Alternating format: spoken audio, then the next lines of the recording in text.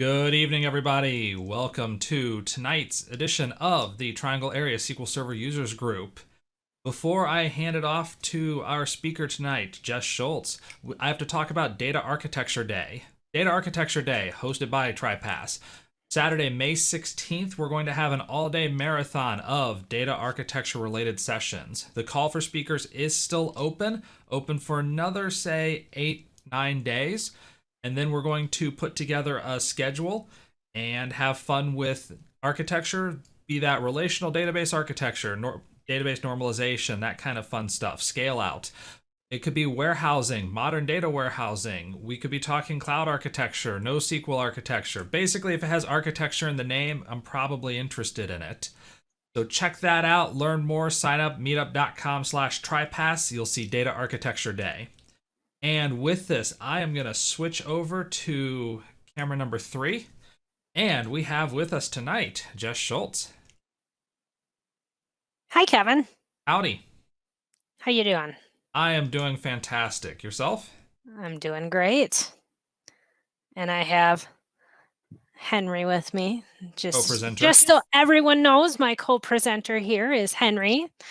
At least 9 months experience with Azure Data Factory, if anyone's hiring. No.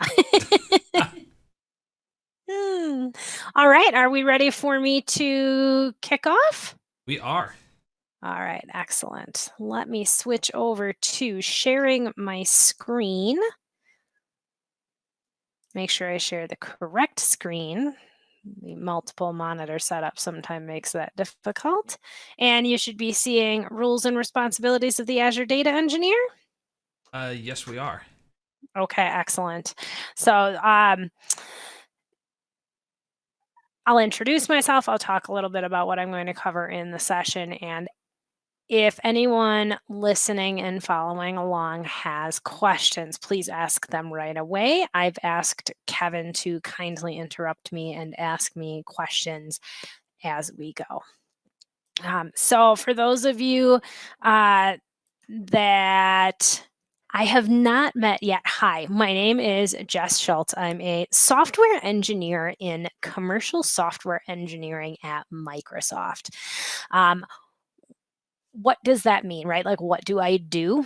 My team, my organization works in teams of about 6 people. And we go on site with customers and we code with them to help them solve some of their toughest Azure problems. We work closely with the Azure product group to make improvement to our products and to improve our documentation, put code samples to GitHub, all of that. But in short, what this means is that I work with a wide variety of customers across all of the different Azure projects and products, making cool things for their businesses. So what I'm going to be talking about today is heavily reliant on Azure because I am going to be talking about Microsoft's data engineer certification, but I'll also be talking about just data engineering at a higher level. And I have passed our Azure data engineering certification that just came out last year. I work in this stuff day in and day out. I've been at Microsoft about 3 years, was a data platform MVP for the 6 years prior to that. And I'm available to answer your questions after this. I realize that this still has my previous name on it. It should be jes.schultz@microsoft.com. I'll update that before I publish the slides out. For those of you on Twitter, you can find me at girl_geek. So enough about me. Let's talk about the interesting stuff. Why is data engineering even a topic that was, this is a presentation I gave at Past Summit last year. It's one that I've given to multiple user groups over the last year. Why are we talking about this? Why does Microsoft have a data engineer certification right now? Well, companies love data. Businesses love data. In many cases now, the business's data is the business. Businesses are trying to pivot from reactive data situations in which they say, well, this happened last year, let's try to think about what to do, to proactive or predictive usage of their data. Who are the people that are doing that? Data scientists. That's probably a job description and role and title you've heard hundreds of times over the last couple of years. People aspire to be data scientists. They take college courses for it. But but underlying data science, which is a very large commitment to get to, it's a lot of mathematics, a lot of statistics, things I personally don't find interesting. There's the 8 to 10 people behind every data scientist that need to help get all of that data ready for them to study and test and write algorithms against, thus the data engineers. So what we're going to talk about today is what a data engineer does, the skills a data engineer needs to have, and then the Azure services that tie to some of those skills. At the end, I'll talk specifically about that Microsoft Azure Data Engineer Associate certification and what you should be studying to get to that. So again, the big things to cover: what problems does a data engineer solve, right? That's what I love to approach just about everything in life from. Like, what problem are we trying to solve today? Skills you'll need, tools you'll need, that certification path, and how you can get there. So data engineering has become a hot topic, I would say, over the last 2 to 3 years in particular. And that's because behind every data scientist is a team of data engineers. Again, the data scientist's primary role is to take a set of data and write models against it to do this predictive analytics, to answer questions, to explore it. That data has to come from multiple places, right? There's data in databases, there's data published on other websites, there's data from devices. The data has to be stored in a common location. It has to be cleaned up so that it's in a presentable format. It has to be ready for all of those questions to be asked of it, for the algorithms to be run against it, for the models to be built on it. That takes a team of people. That's what a data engineer does. So these jobs are booming as the amount of data in the world increases and more companies embrace data science. It's a challenging position, right? It combines a bunch of different skills, and is particularly attractive, I find, for people that have a programming background but also love data. It's a great marriage of those two items. And it's a high paying position right now. Just looking out, as I was just telling Kevin, and for those of you that don't know, I recently moved from Wisconsin to Denver. Every time I go to give this presentation, I look at the nearest metro area to me, Milwaukee, Denver, and look at what jobs are available, what are they paying. Regularly $100,000 plus salary for these kinds of roles. So if you put in the effort and put in the work, data engineering can be a great role for you. So let's start with the first question. What problem is a data engineer going to solve? I'm going to point you to one of my favorite visualizations that I found in the last year. Monica Rogati created the data science hierarchy of needs. This is kind of loosely based on that Maslow's hierarchy of needs. At the top, right, some companies want to get to things like artificial intelligence, deep learning, that predictive analytics. There is a lot to do to get to that point. Starting at the bottom, right, you have to collect the data, whether that's, again, coming from users inputting data on a website or from an IoT device or from some other sort of sensors. After that, the data has to be moved into a common location and stored there. Then it has to be cleaned up. It has to be prepped for the data scientist models. Then it can be, aggregated. It can have training data put against it. And it is that middle spot of moving the data, storing the data, exploring the data, where a data engineer is really going to be working. The data engineer is going to work in a few primary areas. I like to consider these the infrastructure pieces, data ingestion, data pipelines, ETL and ELT. We'll talk about what both of those mean, and also data modeling. So, what does each of these involve? Jess, you said developer stuff and now you're saying infrastructure. Never the two shall meet, right? Not quite true. So, infrastructure. Think about the fact that we are going to be ingesting and storing terabytes, if not petabytes, of data. Then data scientists are going to be writing complex algorithms against it and will need computing power to process that. So, a data engineer is going to help build the infrastructure behind these or underlying all of this data. A data engineer needs to be able to define the home or the type of resources that are going to be used for storing the data and for the compute resources that are going to be used against it.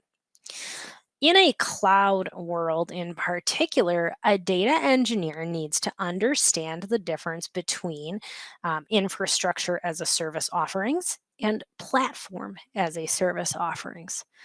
For those of you that might be familiar, for example, in the Azure world, it would be the difference between, let's create SQL Server on a virtual machine and let's create an Azure SQL database.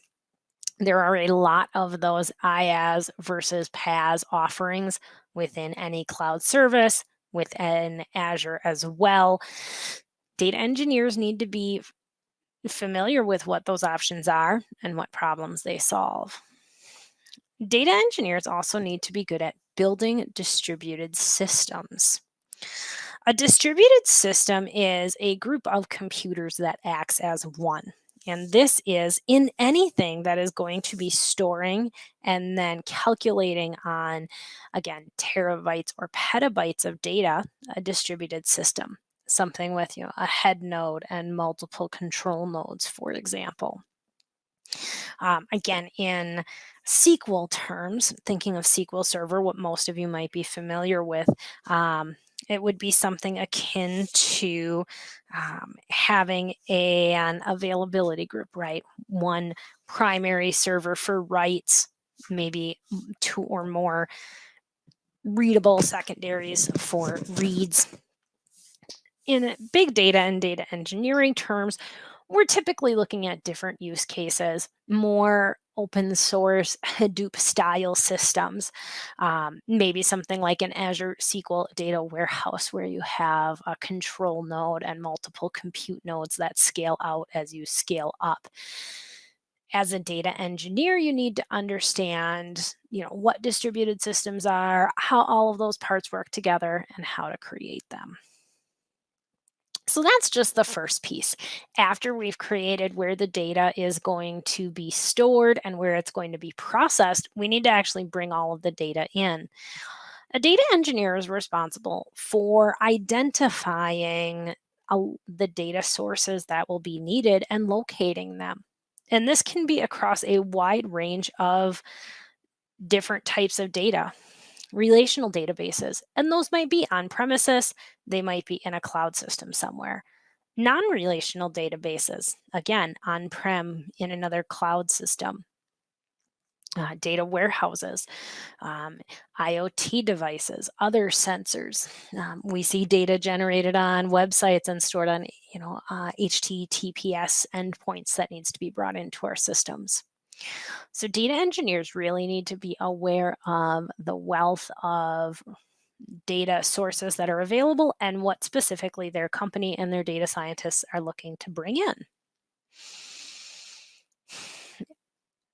Another problem that they'll need to then solve is building the pipelines to ingest that data and bring it into a common data store. This is, interestingly enough, where I live heavily right now on my current projects at work, so I can speak to this extensively. Data pipelines are going to ingest data, and they're also going to um, provide a lot of tools or methods that make it consistent, repeatable, verifiable. Data pipelines are going to bring source control to your data so that there's one version of truth for your code. They're going to bring configuration management, such as building automation, continuous integration, testing automation, deployment automation. And monitoring, of course, or observability is another term we hear a lot in the data engineering world. So data pipelines are, frequently built in tools like Azure DevOps or Jenkins. We'll talk more about that later. Another thing that data engineers are responsible for is ETL and ELT. If you've done any work with, importing and loading and cleansing data in a relational data world, you might be familiar with the concept of extract, transform, and load. ETL is taking data from a source system and transforming it, cleansing it, adding computed columns, doing any sorts of calculations, and then loading it into a destination system, typically the data warehouse. ETL is great when you know exactly what the end data should be presented as. You know exactly what questions will be asked of it. Very typical in data mart and data warehouse systems that drive like enterprise reporting tools. But more common in the data science and data analytics worlds, where someone might go, I'm going to ask questions of this data, but I don't know what they are yet, is a different pattern called ELT, extract, load, and transform. In this case, all of that data from all of those different data sources, relational data, non-relational data. I just went to brush something off my keyboard and got a little ahead of myself. So they might have, again, relational data, non-relational data, IoT data, and it all needs to be ingested into and just loaded into one common data store before it's had any sort of schema modeling or transformation ahead of it. Typically, this goes into what we call a data lake, and there's multiple variations of that, a way to store large amounts of data, structured and unstructured. After that, then the data is transformed, modeled, cleansed, queried. ELT is when there's a lot of big data, there's multiple data, and the analysts or scientists want to explore it and don't know exactly what questions they'll be asking of it. So this is a pattern that data engineers are really good with. They know when ETL is necessary, they know when ELT is necessary, and they know what tools can accomplish both. Another problem that the data engineer will solve is being able to model the data. This answers the question, what will the data look like in the data warehouse or the data lake for the analysts and the scientists.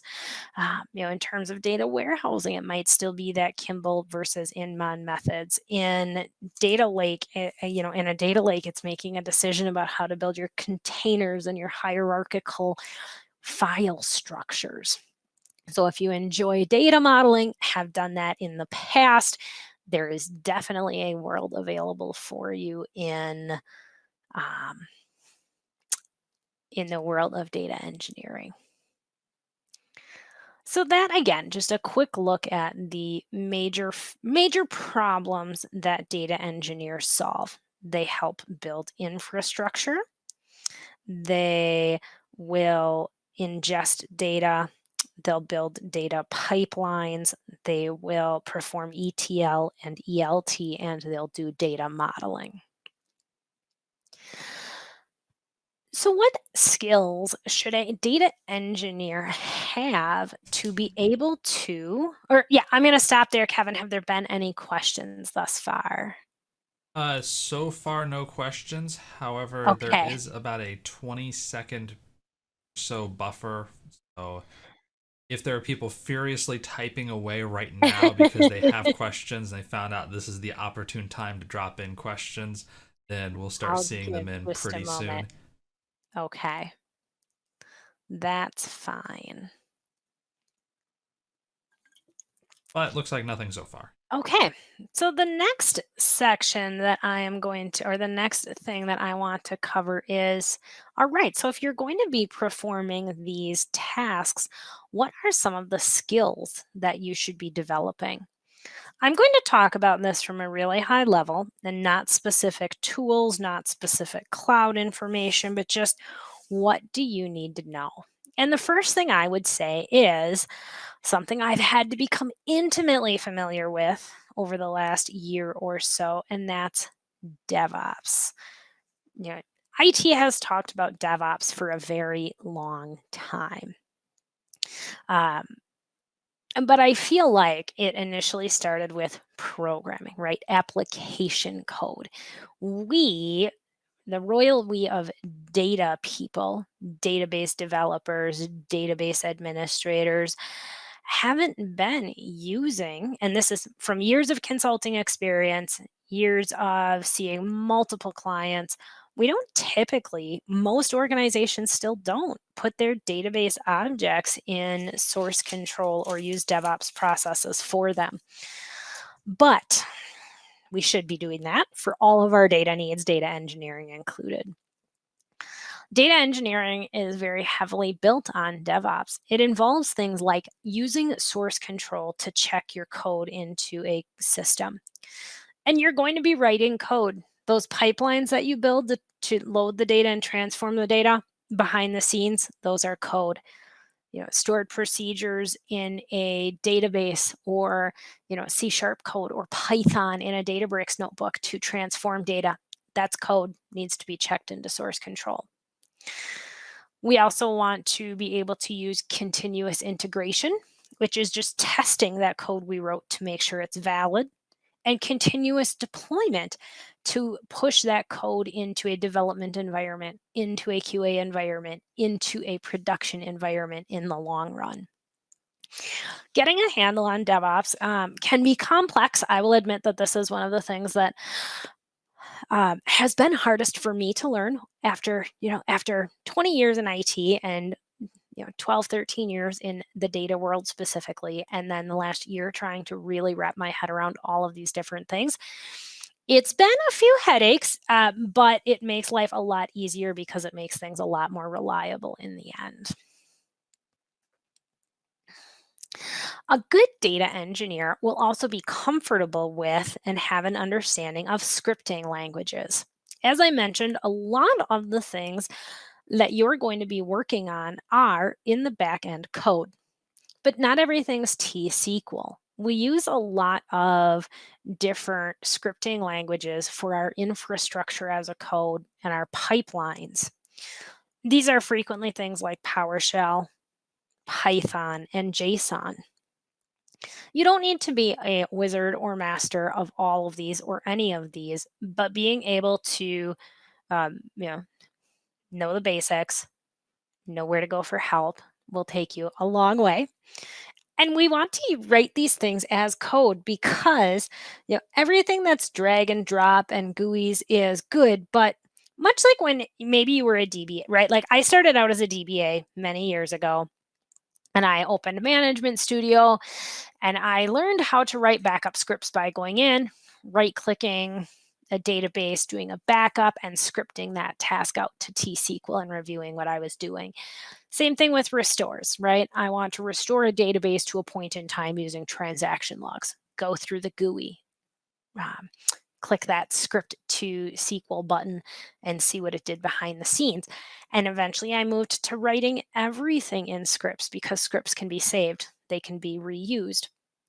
Same thing with data engineering and all of the tasks that you'll take to build distributed systems, push a pipeline out to a from dev to QA. So scripting languages are going to be your best friend. Going hand in hand with automation. Um, you know, as I mentioned, when I was learning to be a DBA, I learned to go from just doing things in the GUI in Management Studio to scripting them out. Because then, if I did something one time, chances are I was going to do it a second time, and I was going to do it a third time, and I was going to do it a 400th time.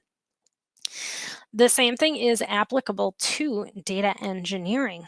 You write a pipeline to ingest JSON files from blob storage into a SQL data warehouse.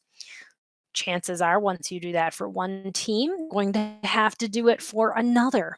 Learn how to automate these processes for time savings, consistency, and verifying that they happen the same way. Another really important skill for data engineers is an understanding of how to scale systems, the different types of scaling that are available, how to do them, and why, right? Let me talk about the why first. Um, Scaling up systems in any way is going to be necessary over time because we can all agree that no company has less data than they did a year ago, right? Our world is constantly creating and generating more data. No company says, I want to use less data to make decisions, right? Companies are constantly looking for more things to add into the mix to answer their questions. And we also don't know when something will suddenly need more resources to run. A business something could become wildly popular with a business. We could have a global pandemic occur, and suddenly we need to throw resources at our systems to help schedule people at our hospital or prevent infections. Oddly enough, that's happening. So, being able to scale up systems is really important for data engineers, and they need to understand within whatever infrastructure or cloud system that they're using how to both vertically scale up an individual server or horizontally scale out an entire distributed system or a storage system. So, again, understanding the differences between those, when you would do one and when you would do the other, and how to do it is important. So, again, those are some of the primary skills that a data engineer would get to be comfortable with. Before I pop into tools a data engineer uses, I'll pause for just a minute in case anyone has any questions. The question, I already gave an answer, but asking about whether we'll get the slide deck afterward. Yes, I will be posting this to my GitHub repo, and I will send the link over to Tracy, and she can distribute that. Perfect. Absolutely.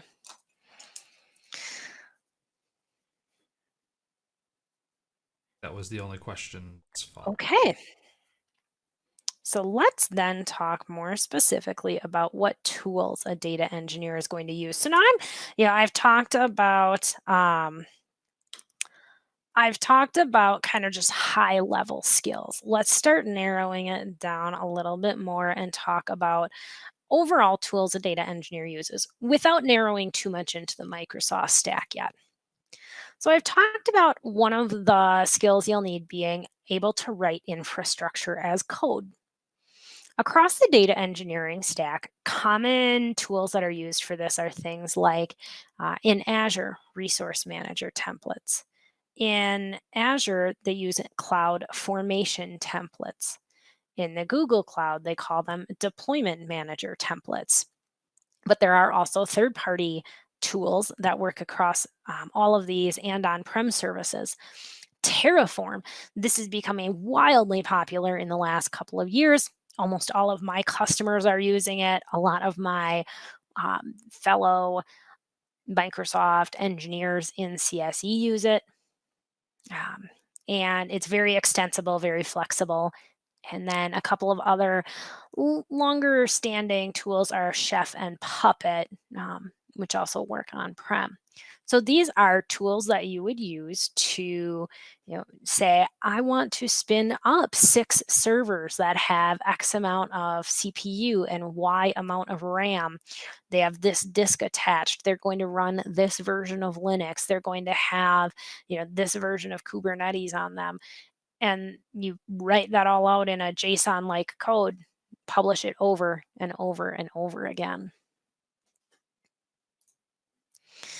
You'll also need to be familiar with writing pipeline as code. As I mentioned, pipelines are what bring that data in and then make sure it's checked, and then with the code, it's checked into Central, do continuous integration, do continuous deployment. In the Azure world, we focus on our Azure DevOps tool, which has all of those things built in.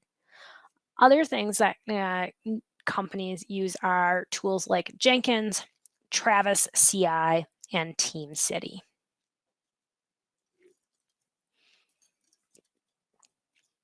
You'll be writing code. In case you haven't gotten that impression yet, data engineers write a lot of code, and it's across a wide variety of different programming languages. Here's the thing.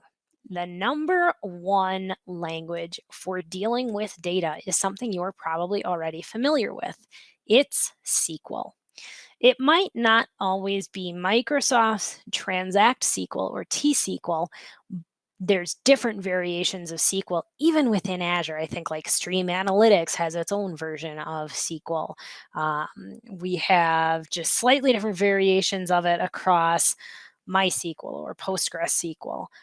But in general, the language of data is still structured query language. You're going to be able to put that knowledge to use. One of the most popular languages for dealing with anything in data science, data engineering, and data analytics has quickly become Python.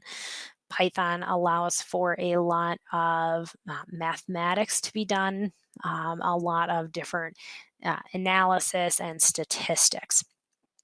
One thing that's been pointed out to me is when you're looking at resources for learning Python, make sure they're referencing the most recent version of the language, which is Python 3. Some web references older, some websites reference older versions, which are now being outdated and deprecated. Another similar language is R, which is again, a mathematical and statistical language. It also, I'm learning this very quickly, helps to know some JavaScript. Things that we do don't always deal with just data. Sometimes we have to write functions to interact with applications, or at least read that coming from the developers. So I've learned that it helps to have a fundamental understanding of JavaScript. And specifically in the Azure world, the scripting languages you should become familiar with are PowerShell and then our CLI, or Common Language Interface. I use both of these on a weekly basis. So again, those are just a few of the things. Now, does that seem overwhelming? Yep, absolutely. You have to learn DevOps. You have to learn, PowerShell, Python, all of that. Focus on one thing at a time, and eventually, I didn't learn structured query language, T-SQL overnight. Right? It took me a couple of years to get a really good grasp on it. I don't expect to learn JSON and Python and JavaScript overnight either.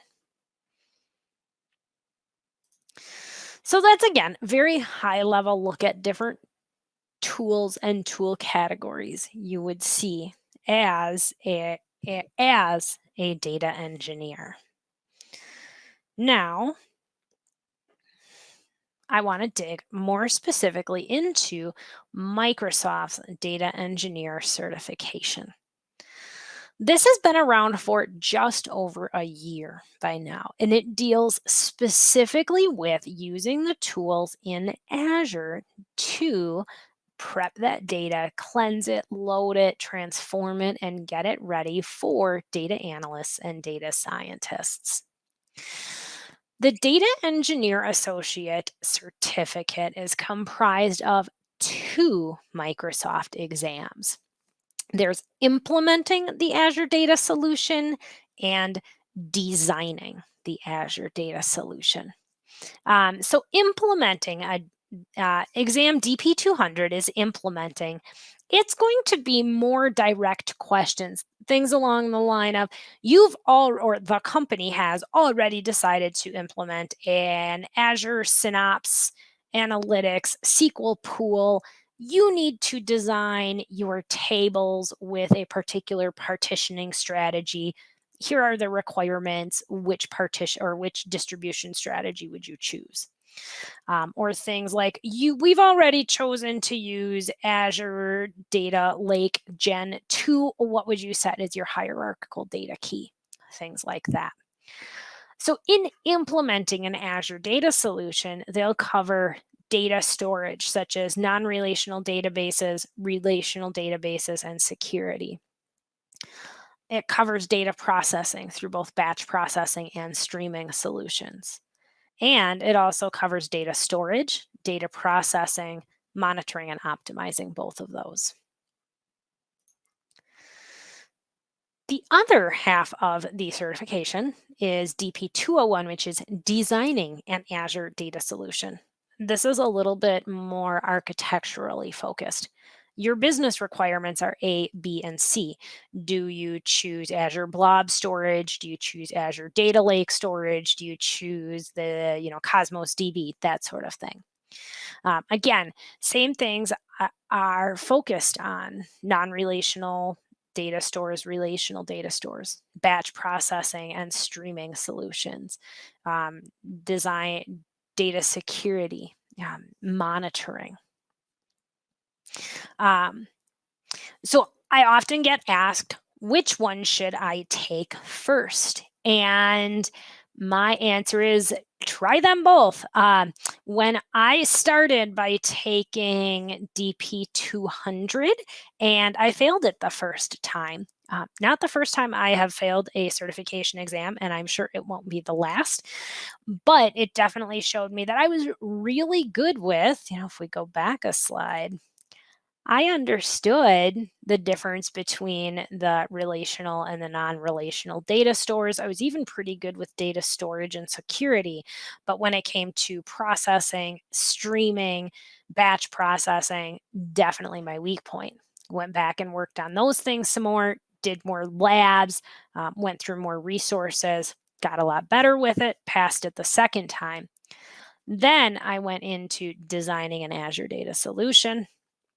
The way my mind works, right? I find it easier to start with implementing because I'm hands-on and I can do things. And after knowing what I've done, then it's easier for me to transition to that higher level view of designing things. Maybe your brain works that way, maybe it doesn't. There are official practice exams available for you to try.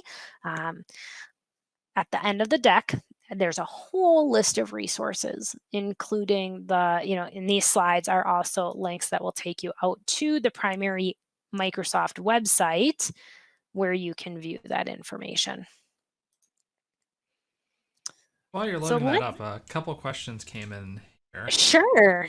The first one was around languages. You had the list of Okay. languages: SQL, Python, R, JavaScript, PowerShell, CLI. And the question came up of, well, what about the .NET languages? C Sharp, VB.NET. I'll throw F Sharp in there too. That's a great question. Um, in my experience, a large majority of the big data world, which is about 75% of data engineering, is very heavily open source and Apache based, and thus very heavily leans towards Java.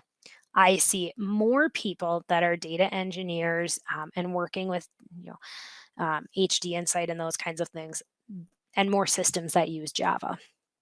When I do see that more of the Microsoft and .NET languages used, typically the most prevalent is C Sharp. I just was working on a project a couple months ago building like Azure durable functions using C Sharp. So that's kind of my take on that, and why I would focus more on the Java languages over the .NETs currently. Okay. Second question here. Oh, well, second question, I guess, is could you show the slide with the languages again for a moment? Yeah, absolutely. I can go back to that. Awesome. And while that's up, I can ask the third question, Sure. which is totally different. And that is Ansible used in any way with Azure DevOps?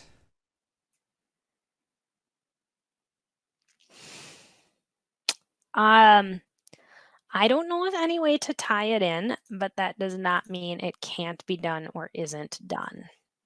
Um,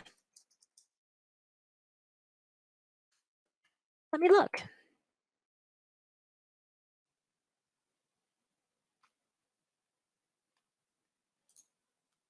Okay. All right. So it does look like you can integrate Ansible with Azure DevOps. Again, I have not done that, but it looks like you can. Okay. Something I did I not learned expect. something today. I don't know how easy that integration is, but it does look like both Microsoft has information on their website and Ansible does as well. Great. So that was all the questions. Okay, excellent. So then just a quick look again at if you get the slides, and you can come and click on the links here. We have out on Microsoft's website, there's information on the exams. And a couple of things to note, I will point out right here. This link is kind of hidden, but there is an official practice test for both the DP200 and the DP201. I will note that you should download the exam skills outline for each one. And this is a great document that will probably take forever to load now that I'm waiting. And it covers all of the different things that you're going to need to understand. For example, designing data distributions and partitions, designing a solution that uses Cosmos DB, Data Lake Gen 2, or blob storage, selecting the right Cosmos DB API, under data processing, using Data Factory and Azure Databricks, using Stream Analytics and Azure Databricks. So those documents are very thorough and tell you exactly what you should be studying. The third thing I will point out about this website is that it does take you to Microsoft Learn's hands-on learning paths. If you have not yet visited Microsoft Learn and gone through some of the modules there, I highly recommend taking advantage of this. For example, let's look at a sample learning path like work with NoSQL data in Azure Cosmos DB. Microsoft Learn is this blended combination of reading and then doing. And a lot of the doing is done through sandboxes. So you don't have to bring your own Azure subscription. You don't have to have a sandbox at work. You don't have to have a Visual Studio subscription. Some of them you do, not all of them. But all of these learning paths are very hands on walkthrough where it tells you there's often a scenario, then there's an introduction. Here, scenario you work for an online retailer. Your database needs to scale to accommodate an expanding product catalog. Um, Here in the creating an Azure Cosmos DB, you activate a sandbox account. So you don't need to have Azure credits to get exposed to these things. We fire up sandbox accounts for you. It walks you through step by step how to do it. Once you check off this particular module, you go on to the next. So I highly recommend, if you decide to work through these, going through each of the Microsoft Learn modules that they point out for each exam. More, especially for me, right? More hands-on is better than less, especially if I'm dealing with something new. So let me walk through each of those different technologies that are covered just at a high level. So obviously, one of the things that you'll be working with is databases.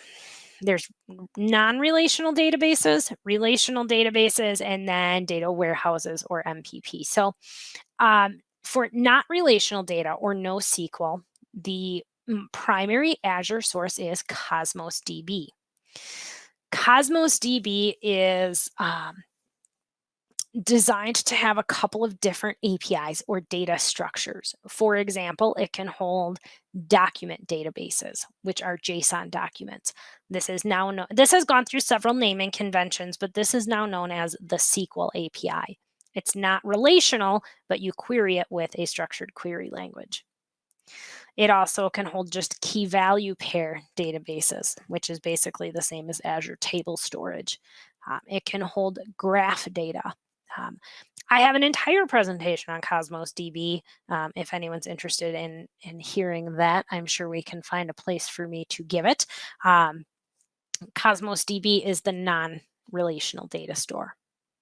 For a relational database, the exam focuses on Azure SQL Database.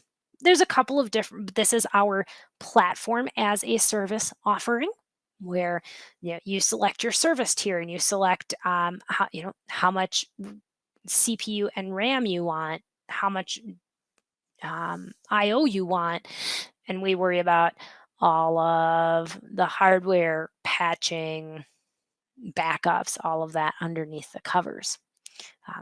SQL databases come in multiple flavors, like single databases, which are just standalone, managed instances, which are more of a lift and shift from a traditional on-prem SQL Server, and then our newest offering, which is hyperscale. So knowing, again, how to create SQL databases, how to connect to them, what sort of data is stored in them are things that the exam covers. And then there is the artist formerly known as Azure SQL Data Warehouse, which has now been rebranded as Azure Synapse Analytics SQL Pools.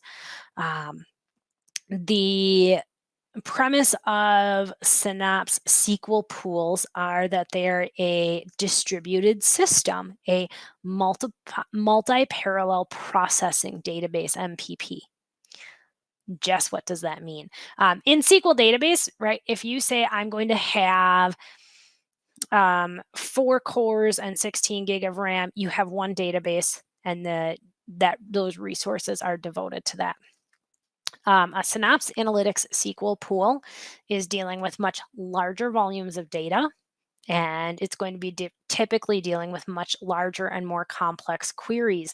So the way that that works is the distributed system has one control node that we connect to, and then your data is essentially sharded out across multiple underlying smaller databases. And then those compute nodes do the heavy work and push the data back up. So understanding, your data is already sharded out. How do we query it effectively? How do we distribute that data? What are the keys or the data that we're partitioning on, essentially? Those are things that are going to be covered extensively in these exams. And I can tell you from personal experience, a big part of data engineering is understanding that, because a small relational database doesn't easily scale to storing and querying multiple terabytes of data. So those are the different databases that are covered in the data engineer certification. We also have less structured data stores. You'll need to understand the difference between Azure Blob Storage, which is for unstructured data, um, you know, text files, CSV files, flat files, media files like video clips or audio clips, and Azure Data Lake. Data Lake is built on top of HDFS, or the Hadoop Distributed File System. Again, going back to Hadoop, Apache, big data, right? It's truly unstructured, and it can scale up to petabytes of storage. And I have customers that have petabytes of data in data lake storage. So part of the exam focuses on when do you use each of those.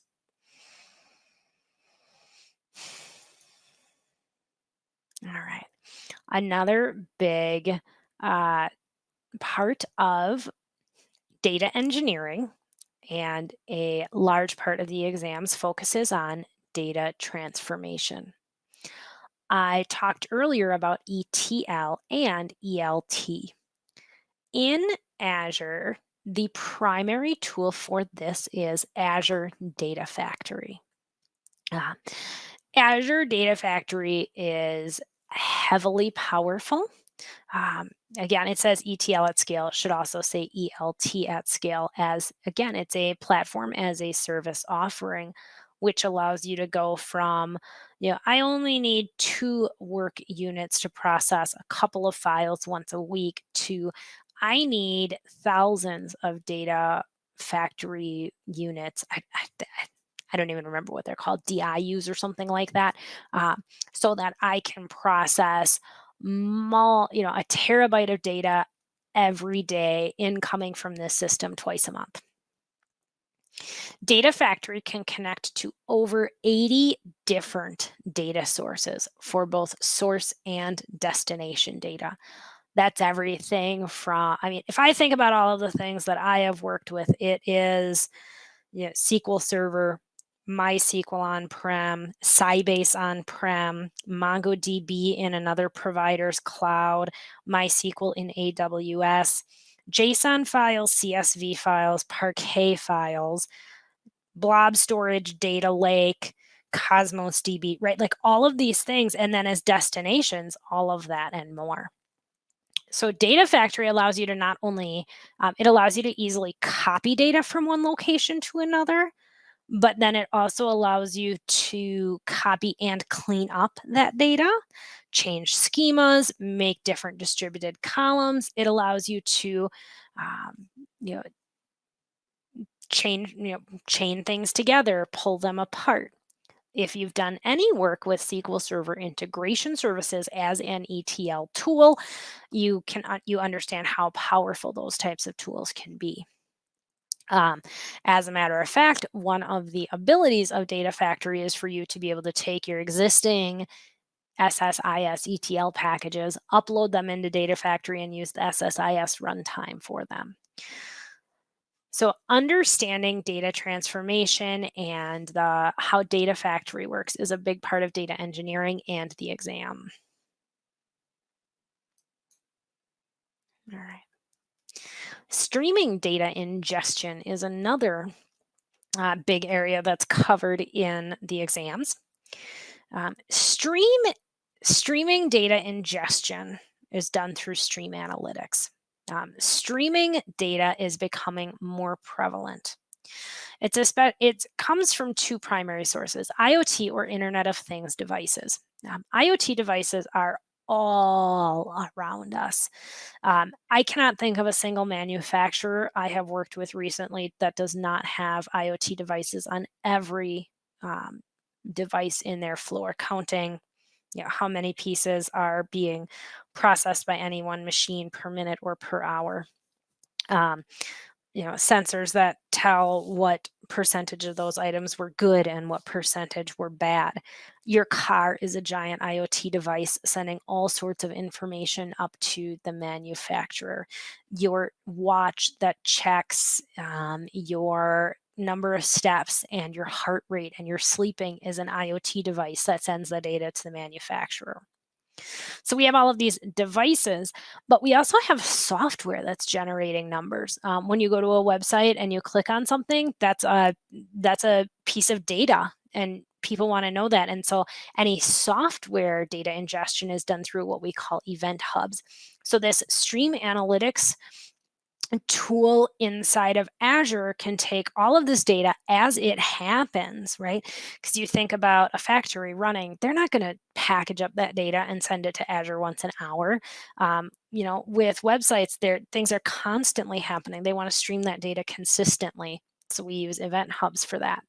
So stream analytics allows us to, rather than do batch processing, which is more of a tool for Azure Data Factory, it allows us to do real-time streaming. And then, last but not least, the other major tool that's covered in the exam is the tool for data analytics. And we really focus on using Azure Databricks. Databricks is based on Apache Spark. Apache Spark is essentially in-memory data and computation. It involves a lot of compression and it's very fast. So once you understand Apache Spark and how that underlying part is processing it, what you connect to these Apache Spark clusters with are what we call notebooks. You might have been hearing a lot more about notebooks in the last year to two. The Microsoft product teams have been talking about it a lot more at conferences like Past Summit. The Azure Data Studio team has built notebook support into it. Notebooks allow you to write instructions and write code and write different code languages in one window, in one frame, and then save it, execute the code, build things based off of it. Databricks is a very powerful tool for querying data and visualizing data, and it uses tools like the Python language. So knowing Databricks and how it works and what you can do with it is definitely part of the data platform and the data engineering certification for Azure. Again, that's a lot, right? I've just covered at least 8 different Azure services. And I'll be honest, until I took the data engineer certification, starting a year ago, I had never touched Databricks. I knew a little bit about Cosmos, definitely a lot about SQL, could fumble around Azure Data Factory because I'd used SSIS in the past, but it took me months to get comfortable with these things. Again, the best ways that I can recommend to do them are things like those Microsoft Learn modules, going out to the Microsoft documentation and following the quick starts and the tutorials, and again, going through the practice tests as well. Any questions, Kevin? Yes. Okay. Since you mentioned Azure Data Factory and some knowledge of integration services helping you along the way. How big of a transition would it be for a developer to adapt from that integration services background to using Azure Data Factory?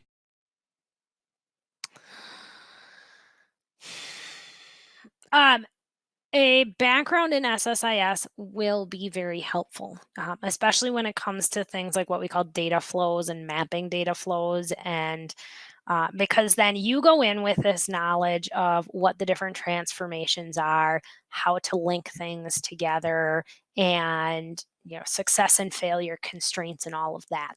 Um, I have not done a ton of SSIS work in my life, but I will tell you every little bit that I learned has come bubbling back up in the last 6 weeks on the current project that I'm in with mapping data flows. It definitely helps. Great. Okay. So let's talk about what next steps would be. All right, done. No, one more click, one more click. All right. I'm going to tell you to go ahead and study for and take the data engineer certs. Go to those websites I gave you, download those docs that tell you what you need to do, go through the learn modules, take those practice tests, and then take the tests. And my general philosophy with the data engine, with any of the Microsoft certifications, is even if you don't feel 100% comfortable, take it. What's the worst that happens? You fail and you have to retake. But failing, at least they tell you when you go through it what you scored well at and what you scored poorly at, and you can improve on the things that you scored poorly at. There have not been a lot of Microsoft certs that I've taken and passed the first time just stone cold. So if you fail, you know what you need to improve on. Microsoft's data engineer certifications are, again, compared to the wider world of data engineering, are a very small and narrow world, right? You're going to learn a little bit about this, SQL database, Cosmos DB, Databricks, Data Factory. You're not going to be exposed to the bigger, wider world of Azure DevOps and Jenkins and Terraform and all of those other things, but it at least gives you a foundation to start having that knowledge and going through those discussions. Which is why I say focus on one thing like the Azure stack first, then start learning what comparable tools are from other vendors. Okay, so I know how to make resource manager templates in Azure. Maybe now I can learn Terraform. I know how to use Databricks. Maybe now I can learn a little bit more of the HD Insight stack and Apache Spark and all of that. So again, once you have that, much like when you have a foundational knowledge of SSIS, it's easier to learn Data Factory. Once you know Microsoft's specific data engineering tool set, it's easier to learn others. I'm going to say learn Python. I have been struggling with this more over the last year myself, but I still think that that's the most important language that the fewest people know going into data engineering. And then I would say explore the parts you find most interesting. Because here's my little secret. After all of these things I've talked about, you suddenly are thinking, oh my gosh, I need to spend 3 years just studying to get to all of this stuff. But here's the thing, much like it is very rare to find a SQL Server DBA that is a master at high availability and disaster recovery, and also a master at performance tuning, and also knows transactional replication and merge replication inside and out, and also can run service broker, and also can talk to application developers because they know what an ORM does. That's not typical. People, the SQL Server in the data world is very broad. People typically have some breadth, but then choose to go deep on one or two things. That's very similar in data engineering as well. There are data engineers that focus solely on ETL and ELT tools, like things like Azure Data Factory. There are data engineers that are more infrastructure focused and do things like just build out infrastructure as code and pipelines. So that's the great thing. Once you have this sense of what the various options are, you can really dig into the one or the ones that you like the most. And again, understand it's a long-term process. I did not get to where I am in terms of things like SQL Server performance tuning overnight, learning T-SQL overnight. The data engineering stuff has not come overnight. I am still learning every single day. I don't know if anyone follows me on Twitter. Well, I know a few of you do. I know a few of you. But just today, I was talking about how I'm learning how to transform data from, Synapse Analytics, SQL pool tables into writing them into blob storage as Parquet files to be ingested by yet another system. So learning something new every week, if not every day. All polybase. This one I couldn't use Polybase for, unfortunately, but Polybase is amazing. I will agree with you, Kevin. All right, so here are some of my resources then. In addition to anything else prior in the slide deck, that was the underlined blue links to take you to things like the Microsoft certification links. These are some of the best resources on just what is data engineering, that AI hierarchy of needs. And then these last two links are Microsoft resources that I find incredibly valuable, the team data science process. And I say you should learn Python. There is a GitHub link, a SQL workshop on Python for data professionals. So designed and built specifically for people that deal with data. Because Python, again, a very broad language, you could learn a lot. I find this is one of the best resources. So at this point, I've been going for a little over an hour. I could talk about this for a whole day. So maybe someday I will. What questions do people have? Question here is, so the Microsoft Data Engineer certification, is it focusing exclusively on Azure, or there are also on-prem components? The data engineer cert focuses 98% on Azure. Anything that's relating to on-premise, things like maybe you need to ingest data from an on-prem SQL Server database using Data Factory, but it does not really touch on SQL Server. Okay. Eh, Um, this was technically already answered, but since I'm vamping to allow people to ask more questions. Yes, certainly. So there was a question that came up around these. It seems like this certification is a lot of stuff packed in, or an Yes. entire group of certifications, essentially. So, how much of a feeling do you get of having learned any of these things well enough to transfer to a work project? Or do you think the cert is just a way to get started and give you an idea of where to explore? Okay. So let me tell you a little bit about my certification process. It covers a lot. I started studying for the certifications in February of 2019 when or late January, early February when they were first announced. And I dedicated time like 1 to 2 hours, 4 days a week. And it took me until June to pass both of them. There is a huge breadth of things that are covered. Now, do I think that it gave me the foundation to be able to go to a project that involved ingesting data using Azure Data Factory from a blob storage or data lake into SQL Data Warehouse, and then build a Databricks notebook to query the data? Yes, actually, it did.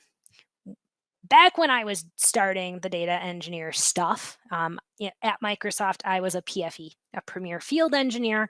I worked primarily supporting customers that did, I worked primarily with DBA teams, and I thought, gosh, am I going to get a lot of exposure to this? Over the summer, I switched to CSE, Commercial Software Engineering, and lo and behold, my second project was data engineering. And luckily, I was given a project that was all Azure based. I didn't have to learn a ton of like new HD Insight stuff or learn a ton about Hadoop that I didn't already know. But yes, this certification absolutely gave me the bare knowledge to be able to walk in and go, I know what I'm doing. Um, I I know now that I don't know more than about 2% about Azure Data Factory. That's something that I am still learning a ton about. But I personally feel that studying for the exams, earning that certification gave me the ability to walk into data engineer tasks and do them. Oi. And the other thing it gave me was I know what websites I can go to. I know what learn modules I can go through to get more questions answered. I know what bloggers are writing about this to answer more questions, which is, in my opinion, the beginning of any certification. Like that's what it should give you a base knowledge, and then you know how to learn more. That makes sense. I'll step off that soapbox now. But that's how I truly feel about it. Okay. What was the biggest culture shock for you when switching into data engineering? DevOps, DevOps, DevOps, DevOps, DevOps, DevOps. Um, as I mentioned earlier in the presentation, it was one of the hardest things to learn because DevOps and on its own discipline is crazy. Learning source control, learning Git, um, pulls and pushes and merges, conflict resolution, branching. Git is its own language. Um, Learning that and then having to transfer that into Azure DevOps and then being able to do like continuous integration. So having to write unit tests against my code and test them to make sure they went through after I committed them to source control.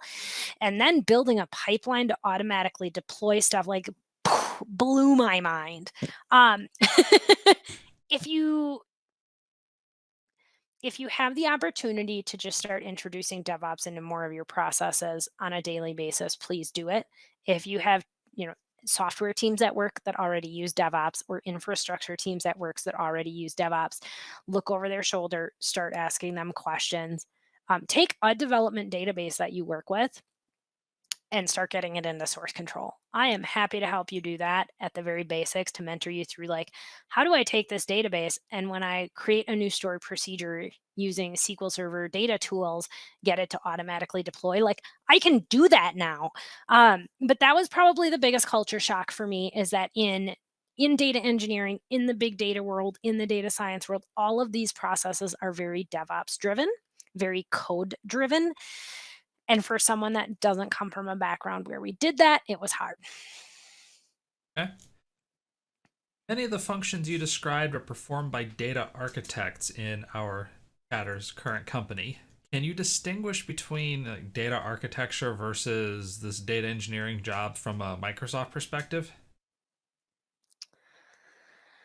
Um, what's a nice politically correct way to say this? In my experience, just in general, when I think about it okay, let me take a step back. Yeah, if you just want to burn the house down, don't worry. I do that pretty often on here. To me, job titles don't mean much. Right. At every company, a job title is a different thing. What's an architect at one company might be an engineer at another. What's a developer at one company might be an engineer at another. What's a senior level at one might be a principal at another. Um, so, from an overall higher perspective, in my personal opinion, what Jes thinks, not what Microsoft thinks, not what Azure thinks, is architects understand big systems. They understand how 10 different things play together. They can push back and say that's a bad design decision because you're not thinking, if you push the data into data lake here, how that's going to affect 3 steps down the road. They work at a very high level. They design things. The data engineers are the ones that are writing the code, pushing the changes through day after day after day. Um, if your architects are also writing the code and doing the hands-on work, that's cool, good on them. I don't consider, I would consider architects to be more designers. Buy Makes me a cup sense. of coffee sometime. We'll have that discussion in person. Ah, the real answer. Yeah, let's see if there are any other questions that pop. Let's All right. see. Again, what I will do is say,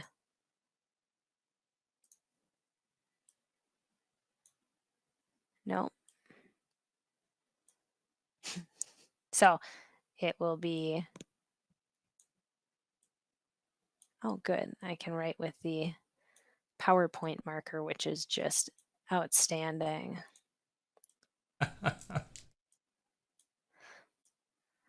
Okay, so again, if you have any questions, I will post this slide deck to my GitHub Azure repo. I will send Tracy the link and she can send it out. You can feel free to send me an email. I will send you the slide deck directly or answer any questions you might have. Or again, please talk to me on Twitter. I'm on Twitter all the time.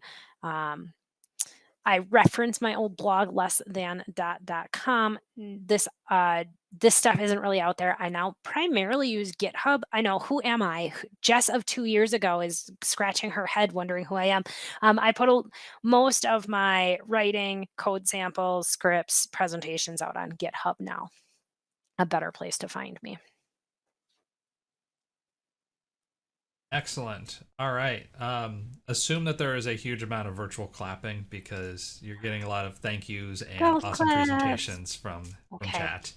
Just really hard to Excellent. hear them. They're kind of quiet. If we could ring a bell. Do you have anything in your office, Kevin? No. All right. I want to thank everyone for joining me. I know this isn't the same as an in-person user group meeting. Nothing is quite the same right now. So thank you for inviting me and letting me present. And I look forward to catching up with everyone sometime in the future. Excellent. Thank you very much, Jes. You're welcome. Thanks, Kevin. So, Have a great evening. hey, you too now. All right. Before we close out, one last promo of Data Architecture Day. So I'm going to push this one more time for everybody. Call for speakers is still open. Learn more, meetup.com/tripass, and you'll see the link for Data Architecture Day. And with that, everybody, have a wonderful evening.